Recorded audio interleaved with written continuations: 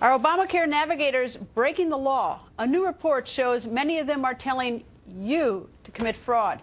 The report claims some Obamacare navigators are telling people to lie on their health care applications in order to get better credits and subsidies. But guess what? That's a fraud. That's illegal.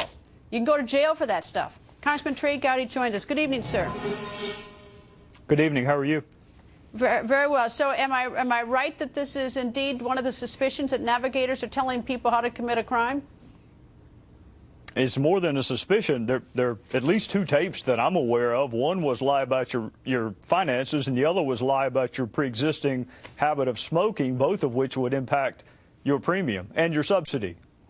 And I'm actually looking at the U.S. House of Representatives report. I have a copy right here, and I'll read the part that you were just talking about. It says, navigators from the Urban League of Dallas were captured on video encouraging applicants to lie on their health insurance applications so the applicants could qualify for tax subsidies. Navigators were also recorded advising the applicant to lie about smoking habits to obtain a lower monthly premium. Has this been referred to the Department of Justice or to the local U.S. attorney?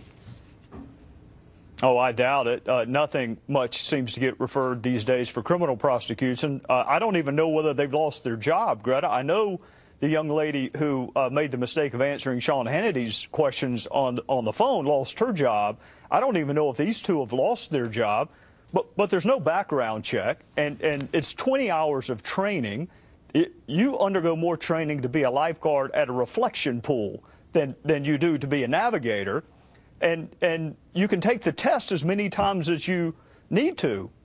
Think how well we would have done in school if you could just keep taking the test until you pass it. So the whole navigator thing, it's a shame that you have to have a navigator to access a federal program to begin with, then no background check, 20 hours of training. You can take the test as many times as you want, and then you can counsel people to commit frauds once you want to enroll. All right. Well, it's a basic law for those who might be watching unaware of it. If you participate and you aid and abet someone in committing a crime, you're just as guilty as the principal. And every time you do it, it's another count. So if you do this with 5 people as a navigator, that's 5 federal. Those are 5 felony counts right there. Right? Well, we can't even get the you're exactly right. It's aiding and abetting. And if you know about it and don't report it, it's misprision of a felony. But we can't get anybody prosecuted by this Department of Justice. So I hold out no hope. I'll just settle if they don't get to keep their jobs and why do you have to counsel more people. Why do you have to go all the way to justice? Why can't you just have the U.S. attorney in Dallas or the first assistant? You call him up and say, convene a grand jury and look into this. I mean, you don't have to get permission from Eric Holder. If you started an investigation, Eric Holder suddenly stepped on it from D.C. to Dallas, that would raise holy hell within the ranks of U.S. attorneys. It's happened before, but you're right. The U.S. attorney in whatever district in Texas that happens to be could do it.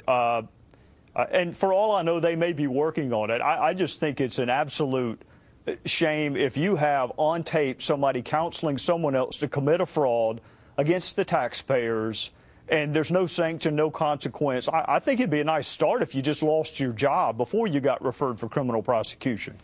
And we should make note when you talk about those subsidies, if you have someone lie about his or her income so that he or she gets a subsidy, that means that the taxpayers pay extra money out of their pocket to some insurance company. So the taxpayers, I mean, they're the ones who suffer financially.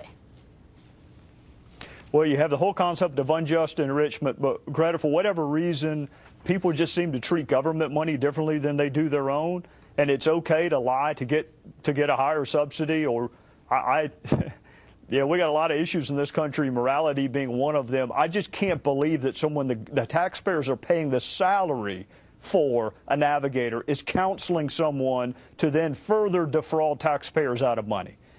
I'd love to leave Congress and prosecute the case myself, and the one you referenced in the last segment as well. All right, let me ask you about the contracts and the subpoena.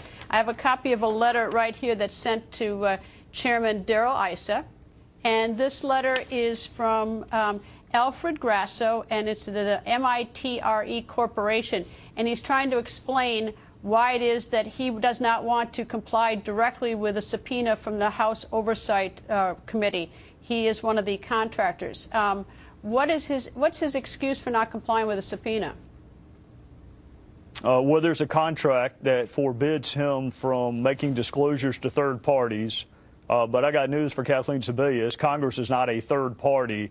And my guess is that gentleman, if he has not already sought legal counsel and concluded that he needs to comply with the subpoena, very shortly will. Two of the contractors already reached the right conclusion, which is between Kathleen Sebelius and Darrell Issa, you are much better off doing what Darrell Issa tells you to do. You know, but will Congress actually, will Chairman Issa, will they actually, put their foot down and get these documents? I mean,